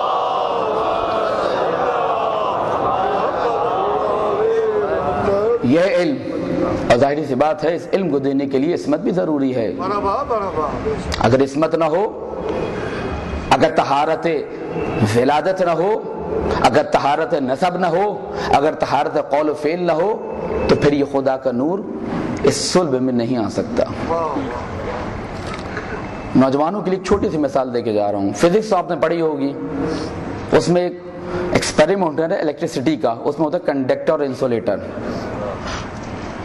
پڑھا یا نہیں پڑھا؟ نوجوانوں کی بات کر رہا ہوں میں جنہوں نے فزکس پڑھی ہے، تاکہ بات ان کے ذہنوں میں بیٹھ جائے۔ کنڈکٹر کیا کام کرتا ہے؟ برقی رو کو اپنے اندر سے گزار دیتا ہے۔ انسولیٹر کیا کام کرتا ہے؟ برقی رو کو اپنے اندر سے گزرنے نہیں دیتا۔ لکڑی، ربر، کپڑا یہ کیا ہے؟ برقی رو میں سے نہیں گزر سکتی۔ دھاتیں، تانبا، یہ وہ چیزیں ہیں جن میں سے برقی رو گزر جاتی ہے۔ اگر یہاں پر کوئی ایسا سسٹم ہو کہ برقی رو یہاں سے آ رہی ہو، یہاں جا رہی ہو، آپ بیچ میں کوئی ایسی چیز لگا دیں جس سے برقی رو نہ گزر سکے، کیا ہوگا؟ برقی رو کا اتصال ٹوٹ جائے گا، بجلی آپ کے گھر تک نہیں پہنچے گی۔ توجہ فرمائیے گا، بجلی آپ کے گھر تک نہیں پہنچے گی۔ اچھا، یہ انسولیٹر کنڈکٹر کیا ہوتے ہیں؟ یعنی جو اپنے اندر سے برقی رو گزار دیتے ہیں اور جو اپنے اندر سے برقی رو نہیں گزارتے۔ یہ کوئی چھومندر سے نہیں آ جاتے، یہ خداوند عالم نے رکھے ہیں۔ برقی رو اپنے گھر تک پہنچانے کے لیے بھی خدا کہتا ہے تھوڑی سی آنکھیں استعمال کرو۔ یہ کنڈکٹر اور انسولیٹر میں، ان کی ذات میں، ان کی حقیقت میں، اگر منطقی زبان میں کہوں اور فلسفی زبان میں کہوں، ان کی ماہیت میں، ان کی شخصیت میں، ان کی ذات میں، ان کی حقیقت میں، ان کی گہرائی میں ایسا مادہ موجود ہوتا ہے جو برقی رو کو اپنے اندر سے گزرنے دیتا ہے۔ اور کچھ وہ ہوتے ہیں جو بیڈ ہوتے ہیں، برے ہوتے، برقرار نہیں گزر سکتے. یہ اپنی ذات میں، اپنی ماہیت میں، اپنی گہرائی میں سب کچھ ایسے ہوتے ہیں کہ ان میں سے برقرار گزر ہی نہیں سکتی. اب جب برقی رو نہ گزرے تو دیکھیں کہیں نہ کوئی گڑبڑ ہے، کوئی ایسی چیز آ گئی ہے جس نے برقی رو کو توڑ دیا ہے، برقی رو کا راستہ روک دیا ہے. ایکسپیریمنٹ آپ تک پہنچ گیا. بس اسی لیے تو کہتے ہیں کہ خداوند عالم در حقیقت عصمت عطا کرتا ہے. اشہد انک کنت نورا فی الاصلاب الشامخہ والارحام المطہرہ، یعنی اے امام آپ کے ارحام، آپ کے رحم، آپ کے صلب میں کوئی ایسا نہیں تھا جو خدا کے نور کا راستہ روک سکے. اسی لیے تو کہہ رہا ہوں بار بار، نبی کے اجداد میں، ائمہ طاہرین کا اجداد میں کوئی ایک نہیں تھا جس نے غیر خدا کے سامنے سجدہ کیا ہو، غیر خدا کے سامنے سجدہ کیا ہو. اس لیے کہ اگر کوئی غیر خدا کے سامنے سجدہ کرنے والا اس نور الہی، ہدایت الہی، عصمت الہی، علم الہی کے تسلسل میں آ جائے تو خدا کا علم، خدا کی عصمت، خدا کا نور، خدا کی ہدایت کا سلسلہ انسانیت تک نہیں پہنچ سکتا، نہیں پہنچ سکتا. کیوں؟ کیونکہ ایک ایسی چیز آ گئی، رکاوٹ بن گئی ہے جس نے خدا کے علم و ہدایت و نور و عصمت کا سلسلہ روک دیا ہے. درود بھیجے محمد و آل محمد پر.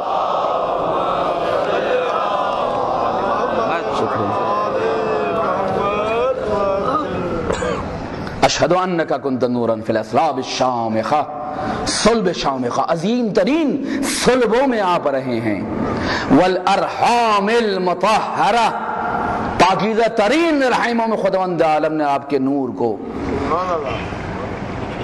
خدیجہ طاہرہ تک پہنچایا ہے. اشہد انک کنت نورا فی الاصلاب، یہ کس کے الفاظ ہیں؟ میرے امام کے الفاظ ہیں. معصوم کی زبانی، معصوم کی مد و ثنا سنیے. لم تنجس کل جاہلیت بانجاسہا، زمانے کی پلیدگی اور نجاست، کسی بھی قسم کی کوئی نجاست آپ کے پاس نہیں آ سکی. وہ جن کی طہارت کی گواہی خدا دے رہا ہے، انما یرید اللہ لیذھب عنکم الرجس اہل البیت ویطہرکم تطہیرا. اللہ نے صرف ارادہ کیا ہے آپ اہل بیت کو پاک کرے جیسا پاک کرنے کا حق ہے. درود بھیجے محمد و آل محمد کا.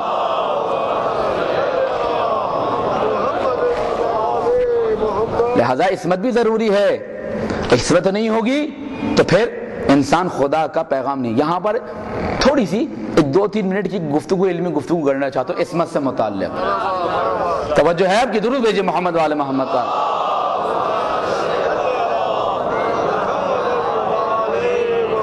ہم کہتے ہیں تمام انبیاء معصوم ہیں، تمام اہل بیت علیہ السلام ائمہ طاہرین معصوم ہیں، لیکن یہ عصمت دو طرح کی ہوتی ہے. ایک عصمت موہبتی ہوتی ہے اور ایک عصمت اکتسابی ہوتی ہے. عصمت موہبی جسے اللہ عطا کرتا ہے اپنے خاص بندوں کو، انبیاء کو اور ائمہ طاہرین کو. اور ایک عصمت ہوتی ہے جو انسان اپنے اعمال سے خود کسب کرتا ہے. مثال کے طور پر آپ یہاں 1 گھنٹہ بیٹھے ہیں، آپ یہاں کوئی گناہ نہیں کر رہے، آپ نے 1 گھنٹے کی عصمت کو کسب کر لیا. آپ یہاں بیٹھے ہیں، آپ نے کوئی گناہ نہیں کیا، 1 گھنٹے کی عصمت کو آپ نے حاصل کر لیا. جتنے دن آپ گناہ نہیں کریں گے آپ اس عصمت کو حاصل کریں. عصمت کے درجات ہوتے ہیں. بہرحال یہ پوری ایک فلسفی بحث ہے، اس میں وارد ہونا نہیں چاہتا. یہ نہیں کہ جناب اگر ہم معصوم ہو گئے، بچہ معصوم ہوتا ہی نہیں ہوتا، گناہ نہیں کرتا. جب تک گناہ نہیں کرتا معصوم ہے. جیسے اس نے گناہ شروع کیے وہ دائرہ عصمت سے خارج ہو جاتا ہے. اب اس کی عصمت داغدار ہونے لگتی ہے، اس کا جو دامن خداوند عالم نے روح کا اس کو پاک و صاف دیا تھا وہ آلودہ ہونے لگتا ہے. اب جتنا انسان گناہ کرتا جاتا ہے، جس کو میں نے کہا تھا گناہ تاریکی ہے، نور ہے، یہ گناہ تاریکی ہے، کثافت ہے، نجاست ہے، خدا سے دوری ہے، اہل بیت سے دوری ہے. اب جتنی یہ اندر آتی جائے گی اور انسان خدا سے اور اہل بیت سے دور ہوتا جائے گا. اسی وجہ سے جب ہم کوئی بات کہتے ہیں یا یعنی جب ہمیں کوئی اچھی بات بتائی جاتی ہے، سنائی جاتی ہے، تو ہم اسے انکار کرنے لگتے ہیں. یعنی وہی ہدایت تکوینی جو اندر خدا نے دی ہے وہ ڈسٹرب ہو جاتی ہے گناہوں کی وجہ سے. گناہوں کی وجہ سے اس کا سسٹم جو ہے وہ پریشان ہو جاتا ہے، وہ صحیح کام نہیں کرتا. لہذا جو جتنا گناہوں سے بچے گا وہ اتنی ہی عصمت انجام دے گا. اب خداوند عالم نے اپنے خاص انبیاء کو اور اولیاء کو اور ائمہ طاہرین کو جو عصمت دی ہے، عصمت موہبتی یعنی عطا کی ہوئی عصمت. اس عصمت کا لازمہ کیا ہے؟ اس عصمت کا لازمہ یہ ہے کہ یہ نبی یہ رسول، یہ نمائندہ، یہ ہادی ہمارے پیغام پہنچانے میں کوئی غلطی نہ کرے. کیا کرے؟ کوئی غلطی انجام نہ دے. لیکن اس عصمت کا لازمہ یہ نہیں ہوتا کہ خداوند عالم نے انبیاء کے ہاتھ باندھ دیے، ائمہ کے ہاتھ باندھ دیے، کوئی گناہوں سے سرزد نہیں ہو سکتا. بہت ظریف نقطہ عرض کر رہا ہوں، نہیں ہو سکتا. اگر آپ یہ عصمت کا معنی ہے کہ کوئی گناہ نہیں ہو سکتا تو اس کا مطلب مجبور ہو گئے ائمہ، رسول اللہ مجبور ہو گئے، انبیاء علیہ السلام مجبور ہو گئے. اگر عصمت کا یہ معنی لیا جائے کہ کوئی گناہ نہیں ہو سکتا ان سے، اس لیے کہتے ہیں محال عادی، ایک ہوتے ہیں محال عقلی، یعنی عقلاً محال ہے. مثال کے طور پر ایک عاقل بالغ پڑھا لکھا شخص کبھی بھی بے لباس روڈ پر نہیں آئے گا، یہ محال عقلی ہے، یعنی عقلاً محال ہے، عادتاً محال ہے، اس سے نہیں ہو سکتا. مثال کے طور پر آپ کھانا کھا رہے ہیں، لقمہ آپ کے ہاتھ میں، لقمہ آپ کے ہاتھ سے گر جائے، نیچے کثافت ہو، نجاست ہو، تو کیا آپ اسے اٹھا کے کھا لیتے ہیں؟ نہیں، اس کو چھوڑ دیتے ہیں، اٹھا کر احتیاط میں پرندوں کے لیے رکھ دیتے ہیں اگر پاک نہیں ہو سکتا وہ. کیوں؟ کیونکہ آپ کی عقل یہ کہتی ہے یہ نجس ہو گیا ہے، آلودہ ہو گیا، اس کو نہیں کھانا چاہیے. لہذا عصمت اگر یہ معنی لیا جائے کہ خداوند عالم نے ہاتھوں کو بند کر دیا، گناہ نہیں کر سکتے، تو یہ معنی مناسب نہیں، یعنی مجبور ہو کر ائمہ. یہ جو مثال میں نے دی، یہ ائمہ جس طرح ہم ایک نوالے کو جو ظاہری طور پر ایک نجاست میں گر جائے اسے نہیں کھا سکتے کہ یہ نجس ہو گیا ہے، ائمہ تحریر ہر اس کام کو، انبیاء علیہ السلام ہر اس کام کو جو خدا سے دور کر دے اسے گناہ تصور کرتے ہیں. بس یہ جو ائمہ کہتے ہیں استغفر اللہ ربی واتوب الیہ، اے خدا میرے گناہوں کو بخش دے، یا امیر المومنین علیہ السلام جو دعائے کمیل میں کہہ رہے ہیں، یہ بقیہ ائمہ جو دعاؤں میں کہہ رہے ہیں، ایک مقصد یہ کہ ہمیں تعلیم دے کس طرح اپنے گناہوں پر خدا سے توبہ کرو. دوسرا یہ ہے کہ اپنی بندگی کو، اپنی عظمت کو، اپنے قرب خدا کو، اپنی عبادت کو، اپنی شہادت کو خدا کی بارگاہ کے لائق نہیں سمجھتے. کہتے ہیں خدا یہ میری عبادت نہیں ہے، یہ میری بندگی کی تقصیر ہے، میرے گناہوں کو معاف کر دے. لہذا اگر یہ تصور لیا جائے کہ عصمت کا معنی یہ ہے کہ ہاتھ روک دیے جائیں، بند کر دیے جائیں، تو پھر امیر المومنین علیہ السلام کو جب تلوار کے وار پڑتے تھے، یا پیاس لگتی تھی، یا کوئی تکلیف اور رنج پہنچتی تھی، اور ان کو کوئی تکلیف ہی نہ ہوتی ہو، تو پھر فضیلت کا نقطہ کہاں گیا؟ پیاس لگے گی تو پھر روزے کا ثواب ہے. اس لیے مولا فرماتے میں تمہاری زندگی سے دو چیزیں پسند کرتا ہوں، ان میں سے ایک چیز ہے گرمی کے روزے، یعنی جب پیاس لگے گی تو پھر روزے کی عظمت و فضیلت میں اضافہ ہوگا. اگر پیاس ہی نہیں لگے گی امیر المومنین کو، پھر عظمت کیسی، فضیلت کیسی؟ جب امیر المومنین علیہ السلام کے پیر میں تیر لگا تو جب کھینچا جاتا تھا تو آپ کو تکلیف ہوتی تھی یا نہیں ہوتی تھی؟ جواب دیجئے. ہوتی تھی. رسول اللہ نے کہا جب علی نماز میں کھڑے ہو جائیں تو اس وقت تیر کھینچو، کیونکہ علی پھر اس دنیا میں نہیں ہوتے، اس کی روح کہیں اور ہوتی ہے، تو تکلیف ہوتی تھی. لہذا عصمت کا معنی یہ نہیں ہے کہ خدا نے ہاتھ روک دیے، ہاتھ باندھ دیے کہ جناب آپ کوئی گناہ نہیں کر سکتے. وما ابرئ نفسی ان النفس لامارۃ بالسوء الا ما رحم ربی. حضرت یوسف علیہ السلام فرماتے ہیں میں اپنے نفس کو پاک نہیں کہتا، نفس تو برائی کی طرف لے جاتا ہے، مگر یہ کہ میرا رب رحم کرے، میرا رب میرا ہاتھ اپنی عصمت سے تھام لے. یہ عصمت کون سی ہے؟ کہ ہمارے پیغام کو پہنچانے میں کوئی غلطی نہ ہو. درود بھیجے محمد وآل محمد پر.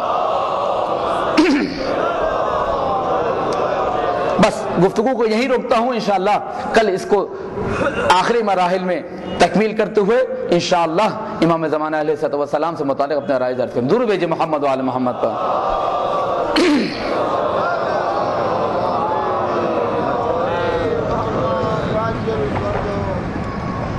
اور بھی فضائل کے نکات تھے جو یادداشت کر کے لایا تھا، لیکن بہرحال گفتگو روک کر چاہتا ہوں کہ بس مصائب کی طرف آ جاؤں. وما ابرئ نفسی ان النفس لامارۃ بالسوء. حضرت یوسف کیا کہہ رہے ہیں؟ میں اپنے نفس کو پاک نہیں کہتا، بری و ذمہ قرار نہیں دیتا، الا ما رحم ربی، مگر یہ کہ میرے پروردگار رحم کرے. نوجوان بچوں کے لیے آج ایک چھوٹا سا میسج دے کے جا رہا ہوں. یہ وہ میسج ہے جس میں ہم سب مبتلا ہیں، لیکن نوجوان نسل زیادہ. 4-5 منٹ کی زحمت ہو، اس کے بعد مسائل. نوجوان بچوں سے پوچھتا مولانا آپ نے یہ تو کہہ دیا کہ ٹی وی سے برائی نشر کی جا رہی ہے، انٹرنیٹ سے برائی نشر کی جا رہی ہے، کیبل، ڈرامے، ٹی وی کے اشتہارات سب، اب بچے کیسے، یہ بھی تو بتائیے نا۔ آپ نے بہت اچھی بحث کر دی، بہت اچھا نکات بیان کر دیے، گناہ ہے، برائی ہے، یہ کرو وہ کرو، یہ پہنو وہ نہ پہنو، ایسا کرو ایسا نہ کرو، تو کوئی رائے حل بھی بتائیے کہ ہم کیا کریں، کیسے گناہوں سے بچیں۔ اسی لیے معصوم نے فرمایا کہ جو ایام جوانی میں شادی کرتا ہے وہ اپنے آدھے دین کو محفوظ کر لیتا ہے۔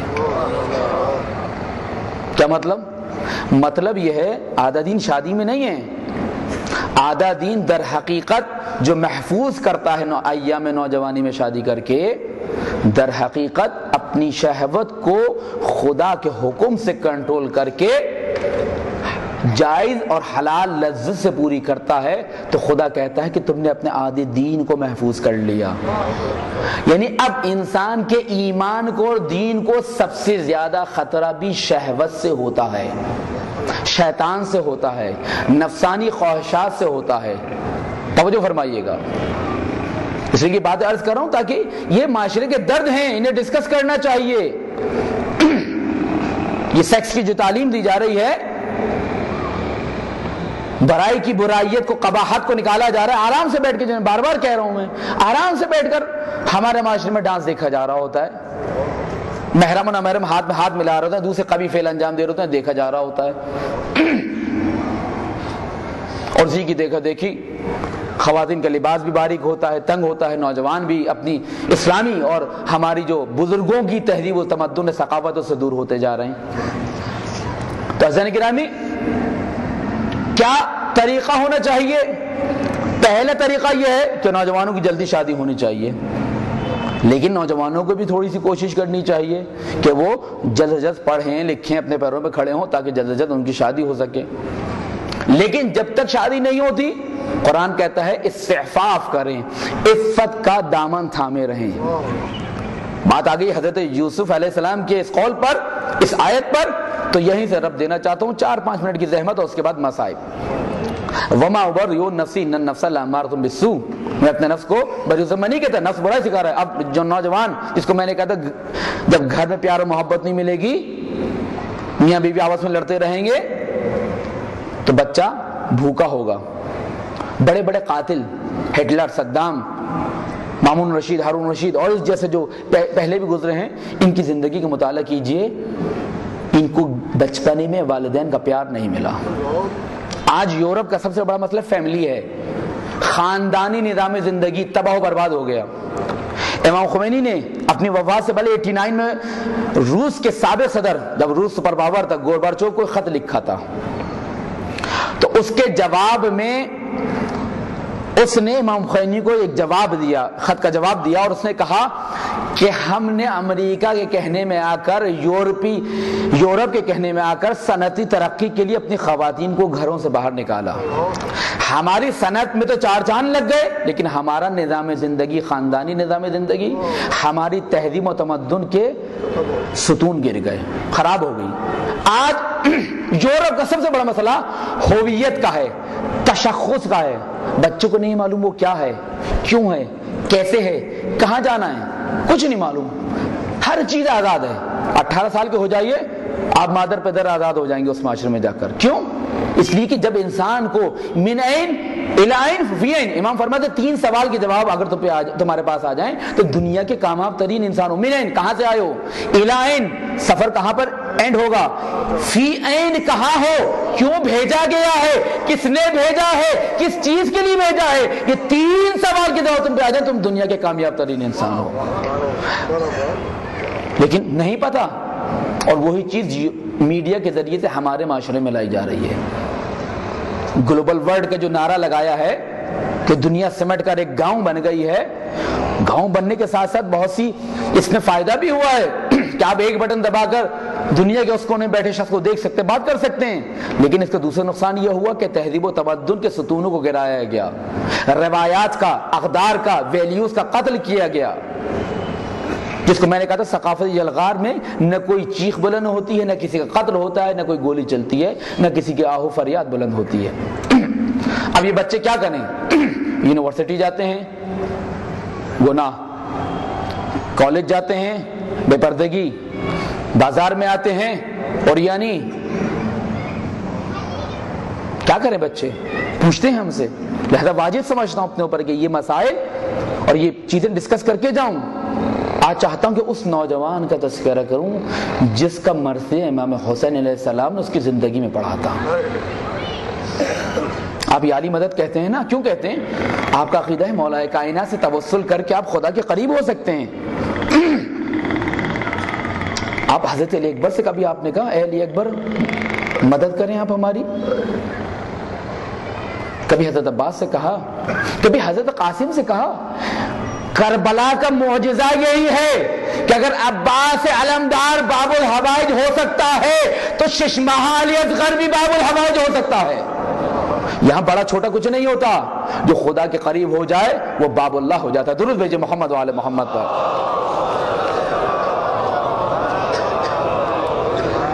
کبھی آپ نے نوجوانوں سے کہہ رہا ہوں، کبھی آپ نے حضرت علی اکبر علیہ السلام کی روح سے توسل کیا، اے علی اکبر میری مدد کیجئے، گناہوں کی دلدل مجھے کھینچ رہی ہے، گناہ مجھے کھینچ رہے ہیں، میں کیا کروں، آپ کا چاہنے والا ہوں،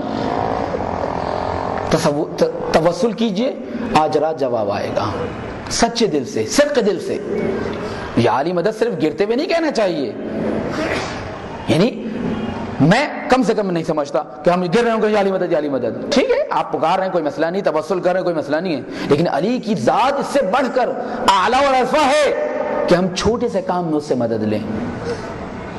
علی سے شہادت مانگیے، زندگی مانگیے، اہل بیت کی محبت مانگیے، عبادت مانگیے، بندگی مانگیے، عفو و کرم مانگیے، اخلاق مانگیے، والدین کی عظمت و تعظیم مانگیے، بزرگ بچوں کی تربیت مانگیں، واعظ و نصیحت مانگیں، یہ چیز مانگنے کی ہیں، گاڑی دے دے، یہ دے دے، وہ دے دے، منتیں تو ہوتی ہیں، پوری ہوتی ہیں، میں یہ نہیں کہہ رہا ہوں، عیسائیوں کی، یہودیوں کی، حتی وہابیوں کی، کہ جو بہت سے دوست سے وہابی جو منکر تھے، لیکن جب ان سے کہا کہ آئیے اور ان کی مرادیں پوری ہوئیں، عزیزان گرامی یہ وہ در ہے، تو حضرت علی علیہ السلام سے صدق دل اگر چاہتے ہیں، اگر چینج کرنا چاہتے ہیں، مجلس حسین میں ہے قسم خدا کی، منبر پہ بیٹھ کر، فرش اعضاء پہ بیٹھ کر، شب 9 ہے یہ بات عرض کر رہا ہوں، کوئی اگر صدق دل سے چاہے کہ اپنے آپ کو چینج کرے، انقلاب لائے تو وہ چینج ہو سکتا ہے، لیکن اگر امام زمانہ بھی آ جائیں وہ ارادہ نہ کرے چینج ہونے کا تو چینج نہیں ہو سکتا۔ توسل کریں حضرت علی اکبر سے کہ گناہ ہیں میری مدد کیجئے۔ میں رات میں یا استراحت نہیں کرتا، نماز فجر کے بعد استراحت کرتا ہوں، تو رات تقریباً 3 بجے ایک SMS آیا ایک نوجوان کا، آپ کسی شہر کا، دیکھیے یہ ہے نوجوان،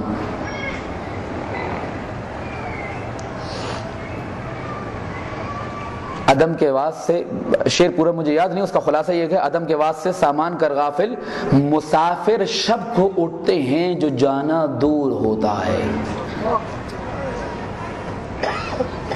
ملک عدم کے واسطے سامان کر غافل، مسافر شب کو اٹھتے ہیں جو جانا دور ہوتا ہے۔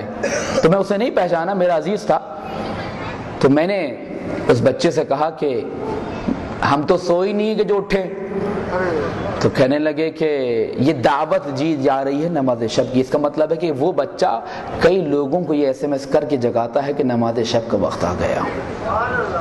اللہ اکبر، یہ ہے نور اہل بیت جب دلوں میں آتا ہے، یہ ہے مودت اہل بیت جب دلوں میں آتی ہے تو کس طرح ظاہر ہوتی ہے۔ درود بھیجے محمد آل محمد کا۔ میرا وقت پورا ہو گیا، صرف یہ 2-3 جملے کہہ کر قرآن سے نسخہ پیش کر رہا ہوں گناہ سے بچنے کا۔ حضرت علی اکبر سے توسل کریں، مدد آئے گی، مدد آئے گی، ہاتھ تھامیں گے، دستگیری فرمائیں گے، ان کا کام ہی یہی ہے کہ ہم گناہ گاروں کی دستگیری کریں، اگر ان کا دامن نہیں تھامے تو کہاں جائیں گے۔ حضرت یوسف نے 4 اصول دیے ہیں گناہ سے بچنے کے، 4 نظری اصول اور 1 عملی اصول۔ نظری اصول یعنی تھیوریٹیکل، 4 پرنسپل دیے تھیوریٹیکل اور 1 پریکٹیکل دیا ہے۔ جب حضرت یوسف گناہ کے شکنجے میں جکڑ گئے، دروازے بند کر دیے گئے، وراودته التي هو في بيتها، زلیخا نے مراودہ کیا۔ مراودہ یعنی بہت بڑے گناہ کو بہت چھوٹے طریقے سے، وقت کے دامن میں گنجائش نہیں کہ میں اگر موقع ملا مجھے یاد رہا تو میں مراودہ پہ گفتگو کروں گا ضرور انشاءاللہ، کم سے کم 1-2-4 منٹ ضرور بولوں گا کہ شیطان کرتا کیا ہے اور ہم کس طرح شیطان سے جنگ کر سکتے ہیں۔ یہ علوم اہل بیت ہیں۔ درود بھیجے محمد و آل محمد پر، کہ جب دروازے بند کر دیے اور کہا کہ یوسف آمادہ ہو جاؤ گناہ کے لیے، پہلا اصول یہ دی قال معاذ اللہ، اللہ کی پناہ۔ جب گناہ دیکھو تو فوراً کہو خدا تیری پناہ میں آنا چاہتا ہوں۔ سچے دل سے کہو گے خدا مدد کرے گا، سچے دل سے توسل کرو گے نوجوانوں خدا مدد کرے گا۔ صرف نوجوان بچوں کے لیے نہیں، بچوں کے لیے بھی عرض کر رہا ہوں، میری مائیں بہنیں سن رہی ہیں، ہم سب کے لیے، میرے لیے بھی یہ درس ہے۔ میں جو آپ کو کہہ رہا ہوں کہ ایسا نہیں کہ میں مبرر ہوں اس چیز سے، میرے لیے بھی یہ درس ہے کہ میں سب سے پہلے اپنے آپ کو تقویٰ کی نصیحت و سفارش کروں۔ قال معاذ اللہ، اللہ کی پناہ، اللہ سے چاہو۔ اب جو گناہ کو گناہ سمجھے گا وہی تو اللہ کی پناہ چاہے گا، اللہ کی پناہ میں آنا چاہے گا۔ پھر کہا انہ ربی، اللہ کی ربوبیت کو یاد کرو۔ اللہ تمہارا رب ہے، پالنے والا ہے، تمہیں اتنے اچھے گفٹ دیے ہیں، اس نے تحفے دیے ہیں، تحائف دیے ہیں، زندگی دی ہے، یہ سب کچھ تمہیں دیا، فری دیا، بغیر کسی درخواست اپلیکیشن کے۔ انہ ربی احسن مثوایا، تیسرا رسول کیا دیا؟ وہ بہترین طریقے سے مجھے رکھنے والا ہے، اس کی نعمتوں کو یاد کرو۔ اس کے بعد کہا انہ لا یفلح الظالمون۔ چوتھا نظری اور تھیوریٹیکل اصول کیا دیا؟ کہ جب اللہ کی پناہ مانگ لو، اللہ کو رب مان لو، اس کی نعمتوں کو یاد کر لو، اور اس کے بعد اپنی آخرت کو یاد کرو کہ یہ جو عمل کر رہے ہو ایک دن خدا کو جا کے منہ دکھانا ہے۔ یہ زمین جس پہ گناہ کر رہے ہو، در و دیوار جہاں گناہ کرو، یہ شہادت دے گی۔ اگر خدا نہ خاصہ علم اٹھا کر آنکھیں، کان، زبان گناہ کرے تو یہ علم روز قیامت گواہی دے گا۔ یہ لکڑی کا بانس نہیں ہے، یہ خدا کی بارگاہ میں جا کے قوت خدا سے گویا ہو جائے گا۔ اور آخرت کو یاد کرنے کے بعد اگر پھر بھی شیطان کا حملہ اتنا زیادہ ہو تو پھر وہاں سے فرار کر جاؤ، وہاں سے دور ہو جاؤ، ہٹ جاؤ۔ یہ حضرت یوسف کے 4 نظری اصول۔ اللہ کی پناہ، گناہ کو دیکھو۔ دوسرا اصول انہ ربی، خدا کو رب مانو، تربیت کرنے والا ہے۔ احسن مثوایا، اس نے نعمتیں دی ہیں، اس کی نعمتوں کو یاد کرو۔ انہ لا یفلح الظالمون، جو ظلم کرتے ہیں اپنی ذات پر، آخرت کو تباہ و برباد کرتے ہیں، وہ فلاح نہیں پا سکتے، نجات یافتہ نہیں ہو سکتے۔ جب یہ تمام کام کر چکے، گناہ پھر بھی نہیں رکا، گناہ نے آگے بڑھنا شروع کیا، حضرت یوسف نے فرار کرنا شروع کیا۔ چوتھا اصول یہ دیکھیں، اب یہاں سے دور ہٹ جاؤ، یہاں کھڑے رہو گے تو گناہ میں ملوث، بس توسل کریں۔ آج علی اکبر کا تذکرہ ہے نا، حسین کے کڑیل جماع کا، توسل کریں، مدد آئے گی، امداد آئے گی، دستگیری ہوگی، یہ میرا وعدہ ہے آپ سے، سچے دل سے۔ بس علی اکبر کے مصائب بہت سخت ہیں، ہم سب آئے ہیں نا کہ امام حسین علیہ السلام کو ان کے کڑیل جماع علی اکبر کا پرسد ہے۔ یہ علی اکبر کون ہے؟ جن کی کنیت ابو الحسن ہے۔ میرے وقت پورا ہو گیا، معذرت چاہتا ہوں، یہ صرف 2-4 منٹ کی زحمت اور ہے، مصائب کی حق ادا ہو جائے۔ ابو الحسن کنیت ہے۔ آپ نے وہ واقعہ سنا ہے کہ امام کا قافلہ جا رہا ہے، ایک دفعہ امام نے آیا استرجاع پڑھی، نوجوان اپنے والدین کی قدر کریں۔ یہ ہے علی اکبر کا پیغام نوجوانوں کے لیے، اپنے والدین کے پیچھے پیچھے رہیں، ان سے آگے نہ چلیں، ان کے قدم سے قدم آگے نہ بڑھائیں، ان پہ آواز اونچی نہ کریں، ان کا احترام کریں، کافر بھی کیوں نہ ہوں، احترام کریں۔ یہ علی اکبر کا پیغام۔ آئے استرجاع پڑھی۔ اب آپ تصور کریے، واقع سنا ہوا ہے، لیکن احترام علی اکبر برائے امام حسین کیسے سمجھ میں آتا ہے؟ جب انسان نیند سے سو کے اٹھتا ہے تو ظاہری بات ہے ایک ہلکی اور دھیمی آواز میں کلام کرتا ہے۔ امام حسین علیہ السلام جب نیند سے بیدار ہوئے تو کہا انا للہ و انا الیہ راجعون۔ اس لیے میں نے کہا اہل بیت کے فضائل میں بھی تربیت ہے، اہل بیت کے مصائب میں بھی تربیت ہے۔ اب فوراً علی اکبر نے بابا سے کہا بابا یہ بتائیے کہ اس وقت آئے استرجاع پڑھنے کی انا للہ و انا الیہ راجعون پڑھنے کی کیا ضرورت ہے؟ یعنی علی اکبر اپنے والد کے ساتھ ساتھ ہیں، کتنے قریب ہیں کہ بابا کی دھیمی آواز کو بھی سن رہے ہیں۔ اللہ اکبر، یہ ہے علی اکبر کا احترام، ادب امام حسین کے لیے۔ نوجوان قدر کریں، خدا کا شکر ادا کریں کہ خدا نے آپ کو نیک والدین، محب اہل بیت والدین عطا کیے۔ بس کہا کہ میں نے خواب میں دیکھا کہ ایک منادی ندا دے رہے، یہ قافلہ آگے آگے جا رہا ہے اور ایک ہاتف ندا دے رہا ہے کہ یہ قافلہ آگے آگے ہے مگر موت ان کے پیچھے پیچھے ہے۔ ایک دفعہ علی اکبر کہتے ہیں بابا السنا علی الحق، کیا ہم حق پہ نہیں ہیں؟ امام کہتا ہم حق پر ہیں۔ اس کے بعد لا ابالی، مجھے کوئی پرواہ نہیں بابا کہ ہم کیسے بھی اپنی جان دے، اگر حق پر ہیں تو ہم کامیاب ہوں گے۔ بس عزادارو، علی اکبر اپنے بابا کے ساتھ ہیں۔ علی اکبر کو بڑا جوش ہے، بڑا حوصلہ ہے، بڑا امید ہے کہ بابا کی نصرت کروں گا۔ ارے میرا بابا نرغہ آدھا میں گر گیا، میرا بابا نرغہ آدھا میں گر گیا۔ علی اکبر کڑیل جوان ہے، اپنی جوانی کو قربان کر دے گا۔ اجرکم اللہ، اجرکم اللہ۔ بس یہی وجہ ہے، مقاتل نے لکھا ہے، مسترد مقاتل نے، کہ اصحاب حسینی کے بعد سب سے پہلی قربانی حسین کے گھر سے علی اکبر کی ہے۔ یہی فرماتے یا بنیا تقدم ولدی، بیٹا آگے آگے بڑھو، قدم بڑھاؤ۔ امام حسین علیہ السلام نے بہت سے شہیدوں کو اپنے ہاتھ سے تیار کیا ہے، ان میں سے ایک شہید حضرت قاسم ہے۔ شاید امام حسین حضرت عباس کو نہیں کہا کہ تم تیار کرو، حضرت عباس نے صرف یہ کہا تھا اس کو زرہ خود پہناؤ، اپنے ہاتھوں سے تیار کیا ہے۔ اپنے ہاتھوں سے کیوں؟ تاکہ بھائی کی نشانی کو جی بھر کے دیکھ سکیں۔ علی اکبر کو کہا بیٹا علی اکبر تقدم ولدی، بیٹا قدم بڑھاؤ۔ بس علی اکبر تیار ہوئے، کہا بابا میں جانا چاہتا ہوں میدان کارزار میں۔ بس عزادارو، کہا کہ جاؤ تمہاری پھوپھی نے تمہیں پالا ہے، پہلے جا کر اپنی پھوپھی سے اجازت لو۔ علی اکبر خیمے میں گئے، پھوپھی سے اجازت لی۔ مقاتل نے لکھا ہے، راویوں نے لکھا ہے، جب بھی کوئی شہید آتا تھا زیادہ سے زیادہ 2 مرتبہ پردہ جو خیمے میں پڑا ہوتا تھا وہ اٹھتا تھا گرتا تھا، مگر جب علی اکبر آنا چاہتے تھے یہ تو پردہ گرتا تھا اٹھتا تھا۔ ارے بیویاں نہیں چاہتی تھی علی اکبر میدان کاردار میں جائے۔ اور آخری مرتبہ حبیب بن مسلم کہتا ہے میں نے دیکھا کسی نے ابا کا دامن پکڑ لیا تو میں نے کہا یقیناً اگر کوئی بڑی معظمہ ہوتی تو شانہ پکڑتی۔ ارے یہ ننھی سکینہ ہے، ارے بھیا علی اکبر، ارے بابا کو چھوڑ کے کہاں جاتے ہو؟ اجرکم اللہ، اجرکم اللہ۔ علی اکبر کا پرسہ دیں، علی اکبر کا پرسہ دیں۔ اور یہ وہ غم ہے، یہ وہ غم ہے جس میں جناب فاطمہ زہرا روتی ہیں۔ شاید علامہ بحر العلوم کہتے ہیں قدیم زمانے میں قافلہ کربلا پہنچا اور مستحب ہے تمام ائمہ کی زیارت کی کہ انسان غسل کر کے جائے، مگر امام حسین کے لیے مستحب ہے جس طرح گرد و غبار میں ہٹا ہوا ہے ویسے ہی اپنے مولا کی بارگاہ میں حاضری دے۔ اب کہتے ہیں کہ ہم اتنے تھکے ہوئے تھے کہ ہماری ہمت نہیں ہو رہی تھی کہ ہم حرم جا کر امام حسین کے حرم میں ماتم کرے، زیارت کریں۔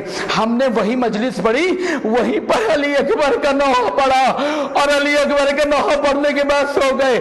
کہتے ہیں عالم دین کہتے ہیں میں نے خواب میں دیکھا دستک ہوئی دروازے پر، میں نے دروازہ کھولا، شب جمعہ تھی، امام حسین کی کربلا، امام حسین کا حرم، علی اکبر کو نوحہ ہوا، علی اکبر کے ماتم ہوا۔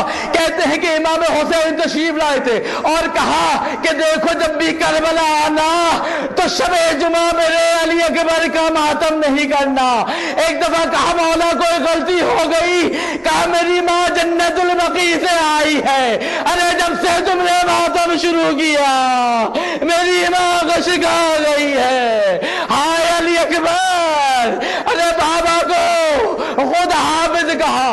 اب علی اکبر کے سر پر رسول اللہ کا امامہ رکھا اور ہاتھ بلند بلند کیے. اب حسین کا مرثیہ سنے علی اکبر کے لیے. اللہم شہد علی ہؤلاء القوم قد برز علیہم غلام اشبہ الناس خلقا وخلقا ومنطقا. اے خدا گواہ رہنا اس قوم پر کہ اس کو بھیج رہا ہوں جو سیرت و کردار میں تیرے رسول سے مشابہ تھا. بس علی اکبر سے کہا جاؤ بیٹا خدا حافظ. علی اکبر آگے بڑھے. گھوڑے کو علی اکبر نے ایڑ دینی شروع کی لیکن پیچھے سے قدموں کی آواز آئی. علی اکبر نے مڑ کے دیکھا بوڑھا باپ کمر پہ ہاتھ رکھے آہستہ آہستہ چلا رہا ہے. ارے بابا آپ نے تو مجھے اجازت دے دی, اب کیوں میرے پیچھے آتے ہیں؟ علی اکبر ارے تمہارا کوئی جواب بیٹا ہوتا ارے وہ موت میں منہ میں جانے کی اجازت مانگتا. بس عزیزانو 100 لعینوں کو فنار کیا. علی اکبر واپس آئے. بس آخری روایت علی اکبر واپس آئے. بابا اسلحے کی گرانی نے مجھے تھکا دیا, کوئی پانی کی سبیل ہو سکے. ارے علی اکبر کیسے کھڑے وقت میں بابا سے پانی کی درخواست کی. بس ایک دفعہ علی اکبر سے کہا علی اکبر اپنی زبان میرے منہ میں دے دو. علی اکبر نے اپنی زبان منہ میں دی. ایک دفعہ پریشان ہو کے پیچھے ڈالی. اے بابا آپ کی زبان میں جو مجھ سے زیادہ کاٹے ہیں. خدا نے کیا عجیب انتظام کیا ہے. جب حسین پیدا ہوئے تھے تو نانا رسول اللہ نے اپنی زبان منہ میں دی تھی. اب رسول اللہ نہیں ہے, شبیہ رسول کی زبان حسین کے منہ میں. بس عزادارو علی اکبر گئے. دادو شجاعت لی. ایک لعین نے حضرت علی اکبر کے سر پہ وار کیا. فرق شکافتہ ہوا. آپ گھوڑے پہ نہ گر سکے. دوسرے میں شیخ عباس قمی نے یہ منتهى الاعمال میں روایت نقل کی ہے. ایک لعین نے آپ کے گلے پہ تیر مارا, جو آر پار ہو گیا, خون بہ گیا. ارے حسین کا کڑیل جمع, گھوڑے پہ نہ گر ٹک سکا. ایک دفعہ ایک لعین نے ایک ایسا نیزہ مارا, نیزہ مار کے جب نیزے کو کھینچنا چاہا, ارے نیزے کی ہنی علی اکبر کے سینے میں رہ گئی. جب علی اکبر نے اپنے ہاتھوں کو ذوالجناح کے باہوں میں ڈال دیا, لگام چھوڑ دی. ایک دفعہ نر گئے آدھا میں جب ذوالجناح بھاگا, اب لوگوں نے تلوار مارنے شروع کی. قتل ہوئے اربا اربا. ارے بدر نازنی علی اکبر ٹکڑے ٹکڑے ہو گیا. یا ابت علیک منی السلام, اے بابا میرا آخری سلام قبول کریں. بس عزادارو علی اکبر کے تمہارے آنسو کو قبول کریں. امام حسین پہنچے. بس روایت میں ملتا ہے امام نے اپنے رخسار کو علی اکبر کے رخسار میں رکھا اور کہا یا بنیا بعد کلابا, ارے بیٹا تیرے بعد دنیا بے خاک ہو. بس لاشا اٹھانا چاہتے ہیں, اٹھنا نہ سکے. ایک دفعہ جناب زینب دوڑی ہوئی آئی, اپنے آپ کو علی اکبر کے جنازے پہ گرا دیا. ارے بہن زینب ارے کیا غضب کر دیا, خیمے میں چھوڑ کے آئے, اب لاشا اٹھانا چاہتے. کڑیل جمع, خدا کسی بوڑھے باپ کو یہ منظر نہ دکھائے. اٹھانا چاہتے لاشا کڑیل جمع کا. علی اکبر کا اٹھ نہ سکا, خیام کی طرف رخ کیا. اے جوانان بنی ہاشم آؤ, علی اکبر کا لاشا اٹھا.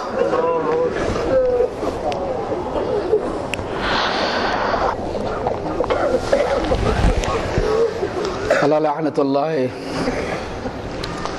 علی القوم الظالمین وسيعلم الذين ظلموا أي منقلب ينقلبون. خداوند اس عزاداری حضرت علی اکبر کو ہم سے بطریق احسن بأحسن الوجہ ہم سے قبول فرما.